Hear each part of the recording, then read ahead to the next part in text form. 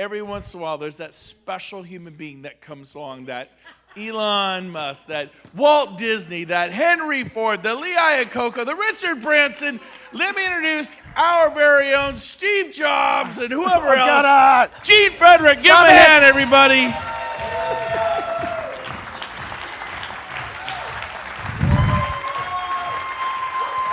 Woo! Stop it. Okay, I'll do like what Chris said. Who in the room doesn't know me? Okay, everybody knows me. Okay, here's what we're going to do. Here's what's fun. Here's what we're going to do. Thank you for staying. I appreciate it. Thank you, guys. I appreciate you. Write down someone right now in your life was a great leader to you. Write them down. Come on. Write down. This is important. You remember writing stuff down was important? Did you guys get that from everybody? Just so you know, I didn't bring my computer to Maui. I've taken more notes. I guarantee you, Brent and I have taken more notes than all of y'all today. Because we scribble, we write, because there's something that goes on in your brain when you do this. Okay, you got them written down? Great leader. Did you notice I said great leader? Now, what attributes made them a great leader? Write it down. What attributes made them a great leader? Write it down.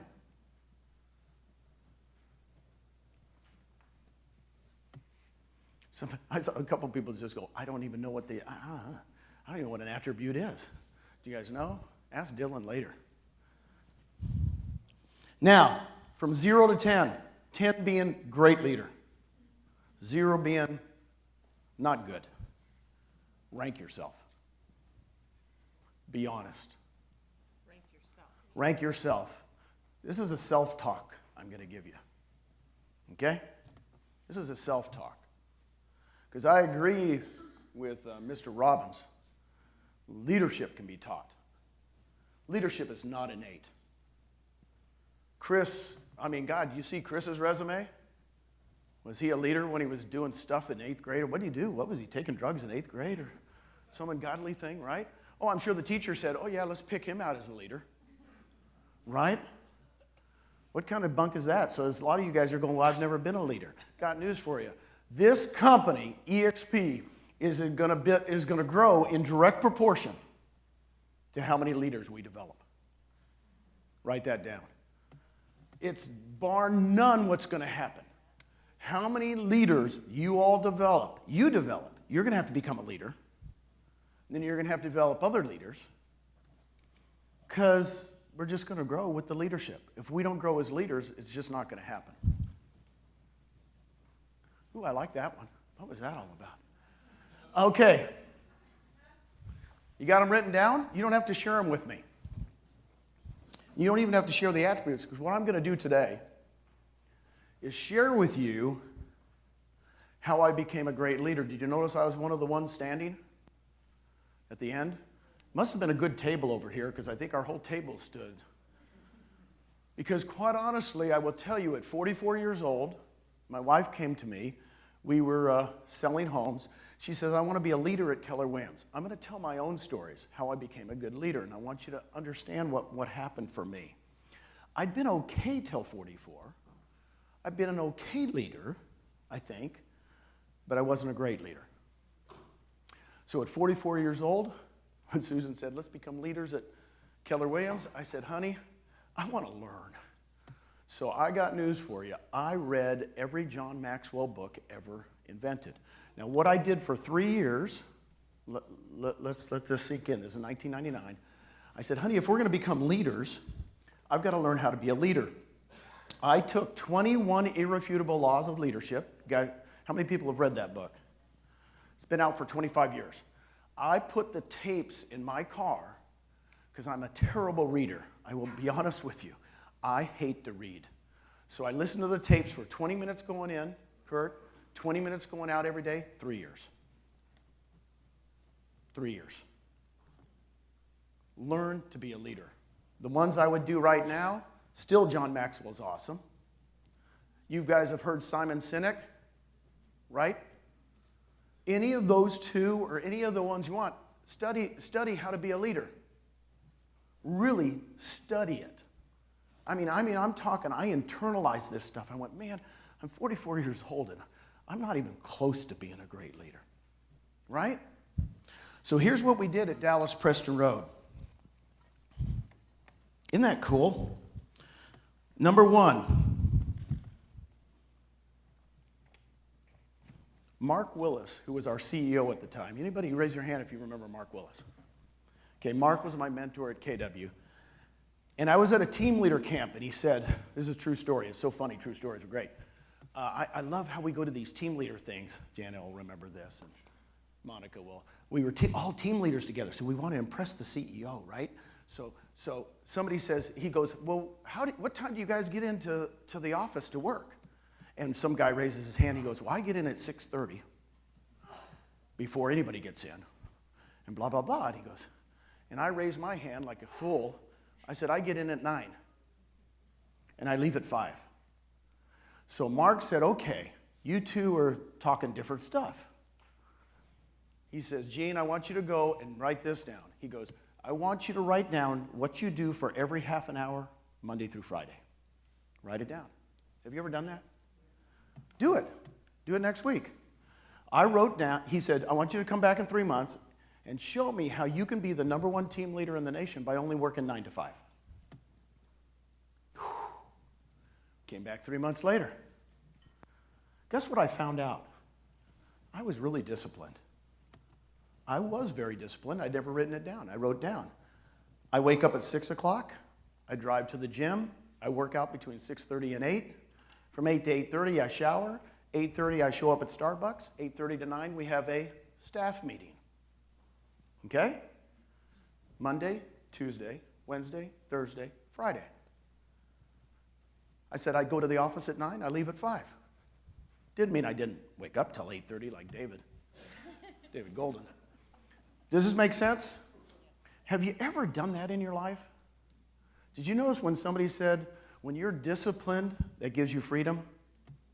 Who put that up? Was that you, Dylan? Can't remember. Wasn't that you, Dylan? You know, when I wrote that, I went, that's what happened to me. See, most people think when they meet me, I'm the first guy with the lampshade on his head at the parties because I don't drink. And so if you don't drink, you can do that, and everybody knows you're just goofy Gene, right? But when I became a leader, guess what I had to do? I told Susan, I can't put the lampshade on my head anymore. She goes, what do you mean? I said, people are looking at us. Right? If you're a true leader, what are you going to do? Lead by example, right? Lampshade didn't go on the head for a long time. Come to Puerto Rico, it's back on. Okay. That's when Susan and I became team leaders.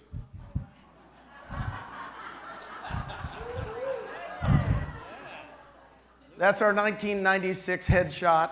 Oh, shut up. Shut up, Jackie. Quit laughing. Look it. There's old Donnie Marie. That's when we were team leaders, right? First time around. Oh, gosh, you guys are terrible. Okay, second time around. Now I'm 55 years old. By the way, most women in here go, there's no way he's 55. That was 12 years ago, just so you know. So when I was 55, I got a call from Mark Willis. He says, would you be a team leader again? I was a regional director. I said, sure, Mark, I love the job. I took over the worst market center in the nation. By the way, I got to tell you this story. I'm 55 years old. I go back to Austin. Never lived in Austin.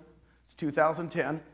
I take over the worst office in the nation. Here's what happened. Let me tell you my story. The first meeting I had with the staff, now this is really important, and I think Jarek said it a lot. It was the same staff. I interviewed everybody. I went one-on-one with all the staff members, and they didn't know it, but we were the worst. We were number one, dead last, in losing agents 2 years in a row. Not 1 year, they were awesome. Same staff. I interviewed each one of them. I put them in the right position. Did he talk about positions? I asked him, what do you want to do? One of them said, I'm terrible at this. I should be doing this. I said, okay, you'll do that. And I put them in new positions. The first staff meeting we had, no, I got news for you. I invited the head of the mortgage company. I invited the title people, and we had our first meeting. Here's what I did. Standards, write it down. At 55 years old, I'd become a great leader. You know why? I wasn't afraid to set standards.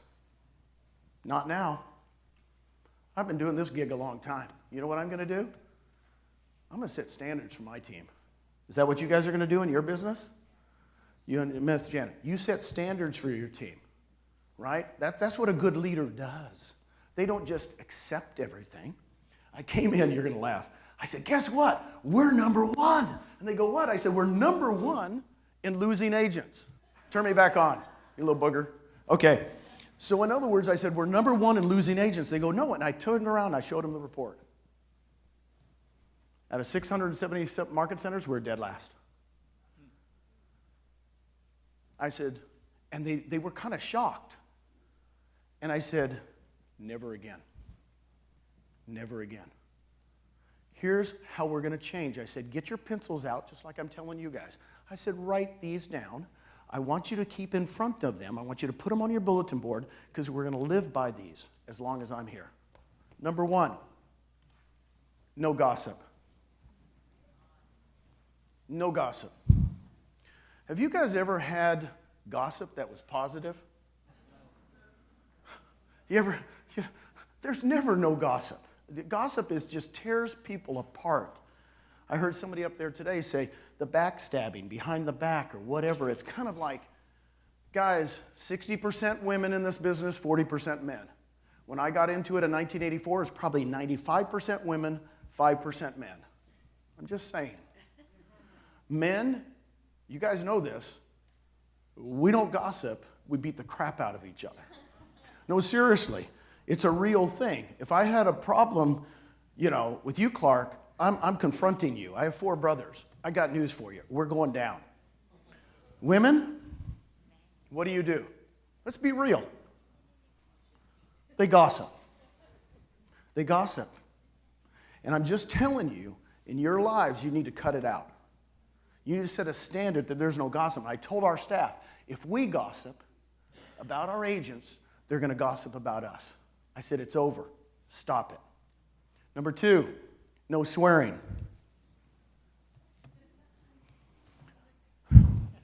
This does not appear on the golf course. On the golf course, it's okay. Here's why I say no swearing. Did anybody know who John Wooden is? John Wooden was voted, John Wooden. UCLA, he only won 10 out of 12 years, 7 in a row. Never be done again at UCLA. Voted the -- coach of all time in 2000 for 100 years. You know what he said? When he was coaching in high school in basketball, he noticed that his players were swearing because he was. He said, I had to stop swearing. Okay, here's what I want you to write down. Everybody's watching you if you're a leader. Write it down. It's not just swearing. What swearing is the acronym to they're looking at you. They're watching you. It doesn't matter. In other words, if you swear, they'll swear. I said no swearing. Hey, if you want to swear outside the office, it's okay with me. But when you're in here with me, no swearing. Number 3, if you ever say it's not my job, you won't have one. Teamwork is everything. Here's what I want to relate to EXP. I've been here 8 years. I don't really even have to memorize the 9 things, Jana. I love that you did that today. But there is one purpose in EXP, to make agents the owners of their company for the first time. At any other company, like my buddy Randy Bird said, we were renters. You rented at other companies. Here we're owners, okay? I'm on a mission, and I'm not stopping till we get all the agents that want to be owners, and we change their lives forever. See, it's one mission. It's not 10 missions, Dylan. It's one mission. We're attacking the industry because you know why? We love agents. I love them. I'm not stopping. You can't stop me. I got news for you. You can't stop me. You want to come along on the train? Get on board with me and Brent, because we're going to change lives of agents. I don't know what else to tell you, but here's the problem. Do you feel it like I do? Okay, now here's what we need to stop when I say it's not my job. You call me tomorrow, want me to get on a call with you? I'm on a call. You get on a call with me. There is no such thing as this team, that team. By the way, I'm okay with that. There's one team, EXP. Right? She knows it. So, quite honestly, guys, I've been here 8 years. I've done enough here. I've been where, seriously, I'm going to be real with you guys. The first 2 years I was here, the brokers of every state hated me because I recruited too many people. Seriously. And there was a broker side of our company and an agent attraction side. There was a production side of our company and a recruiting side. Cut it out. Stop it. Does this make sense? I want to hear it again. Oh, wait, I don't want to. No, it's us. See, I talk us. In other words, not there's production and there's attraction. I'm going, what are you talking about? It's just real estate, dudes. So even at our company, we cause that, right? I've been through this, by the way. By the way, I had to get rid of a lot of brokers. Had to go bye-bye because of Gino. You know why? Because I recruited too many people, and they go, oh, our state's being overrun because you recruited 10 people in a month. I recruited 20 people the first month I was here. And I said, well, get over it. Does that help you guys? So when people say it's not my job, Gene, you're not in my world. I want us to all say, if somebody calls you, and I'd love for you to talk, you guys are going to do what? I'm in. Gosh, yeah, I got the right crowd here, David. Number 4, I went to them and I said, we're going to be number 1 in growth. By the way, we're going to be number 1 in growth. We're going to go from dead last to number 1. We're going to go from really bad in profit to number 1 in profit. Got news for you. Here's what happened. 2 years, turned around the ship. Takes a couple years. Doesn't happen overnight, believe me. 3rd year, I got to tell you the story. The 3rd year, it's December 1st. And I look at them, I go, you know what, guys? I pulled the report. And they go, what report? I said, we're 5th in agent growth. They go, what do you mean? I said, we're 5th. I said, if we become number 1, I'll take everybody on a trip next year. And they go, what do you mean? What do we need to do in December?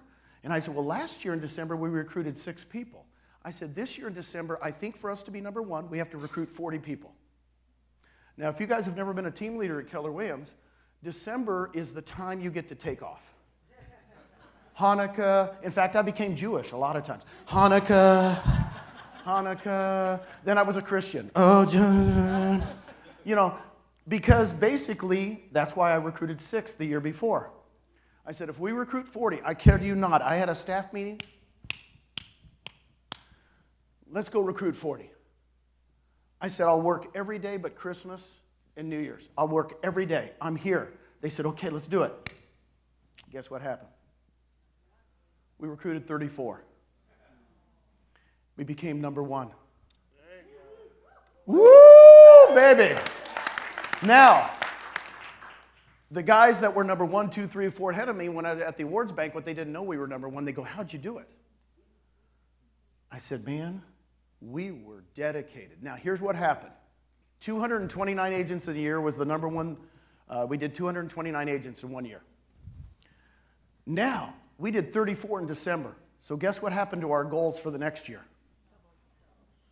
You know what the team said? We just did 34. Can't we do that every month? Somebody take 34 times 12. It was like 400. Well, wait, the record was 229. Now, I'm old school. Wait. I don't want to go in and tell my boss that I'm going to go from 229 to 400. And they go, yeah, we should. So we had a thing. Every month is December. And in 2013, our goal was 450. I'm sorry, we messed up. We only had 366.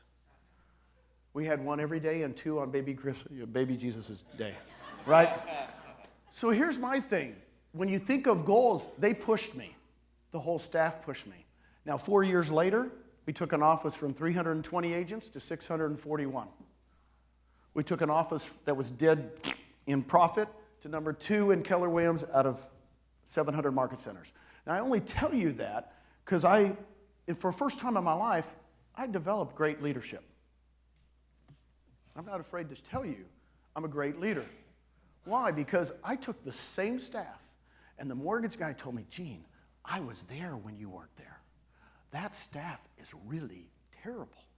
They were yucky, and you turned them into great leaders. Right? That's what I want you guys to do with your staff. Don't try to fire people and hire somebody else in. You take it upon yourself to take that person and turn them around. Is that okay with you guys? Give yourself a round of applause for that one. Okay. We're going to do this together, my friends. Number 5, you guys know this. I literally told them we're going to have more fun doing this. Were these simple kind of standards? Yep. Make some standards for your team. Make some standards for your team. I think you're going to find out that they're going to respect that, right? Don't leave it vague. By the way, I'm not kidding you.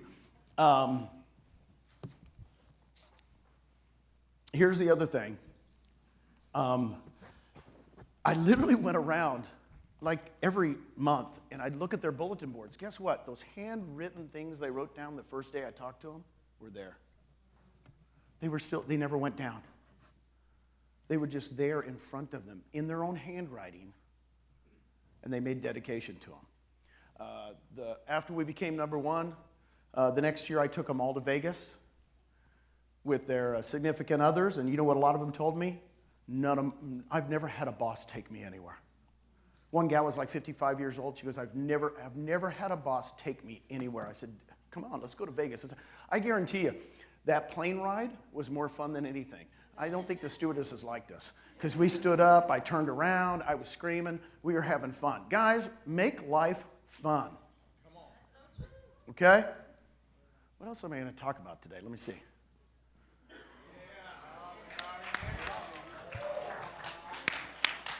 Okay. Everybody knows my not a nickel story. Who has not heard it? Raise your hand. Okay, I'll tell it again. Thank you. I'm going over here.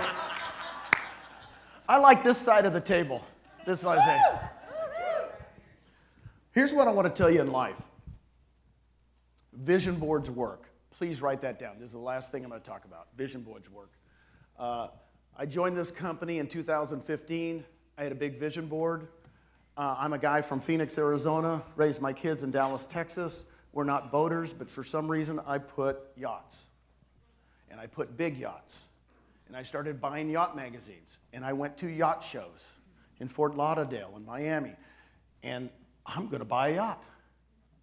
And the vision board, now, I want to tell you this. In 2011, what year is this? 23? So 2011, I'm a team leader at that second one. Remember? The one that I was a great leader? We're at a happy hour outside of in Austin, Texas. And you got to envision it because you guys are realtors. You will understand this. It was an outside happy hour. Half the outside thing was Keller Williams agents. The other half was Dell Computer. Now in Austin, Texas, Dell Computer, Michael Dell, you've heard that name. He's only the 25th richest person on earth. And Michael Dell is kind of famous. He's like the Muhammad Ali. I mean, everybody in Austin knows him. So he's literally over there with his crowd. Now, you got to understand, these are realtors over here. So guess what we had to do? We had to pay for our drinks. And Dell's drinks were free. So our realtors would go over there and get the free drinks and then come back over here. I know you guys. I know what you guys are like. No, this is real. I'm being real. So we have about 40 or 50 realtors there. And Michael Dell has to walk through the realtors to get to his car. It's outside. And here he comes, kind of like Muhammad Ali. And you guys are grabbing at him. I mean, I know you guys. I mean, literally, he could not get through the crowd, right? He's like Brent Gove trying to go to dinner tonight, you know. And he goes over there, and literally right where you guys are at, there's the car. It's a Mercedes Maybach, however you say that. Mercedes limousine. I'd only seen them in big car magazines. They're about $500,000 to $1 million. And his car, little guy opens the door, comes in, closes the door, and they drive off. And what do you guys do? What's the realtors do? Really? He can't drive his own car. You guys were unmerciful. Really? What was that? I said, I don't know. I've never seen that type of car. It's like a $500,000. I've only seen them in car magazines. And a driver? Really? Come on. And you guys just, guess what I did? I brought you all around. And I said, let me ask you all a question. If that whole setup, the driver and the car cost you a nickel a day, would you have it? Nickel a day. $17 a year. And they said, of course I would. I said, that's a nickel to him. That cost him a nickel. And then I looked at all of them. I said, come on in close. I'm serious. It was like yesterday. I said, someday I'm going to have my nickel. You should never begrudge anybody their nickel. And I'm going to have my nickel someday. Boom. Team leader left. There's my nickel.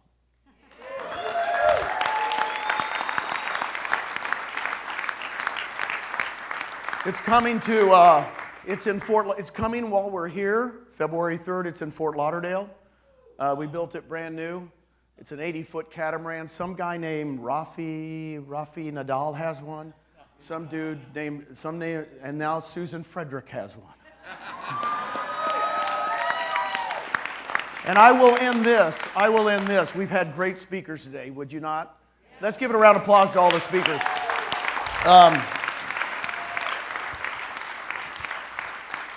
I will tell you this, that you guys are, I've met some people here that are going through tough times. We're always going through tough times, right? We've raised 5 kids. I've got 9 grandkids.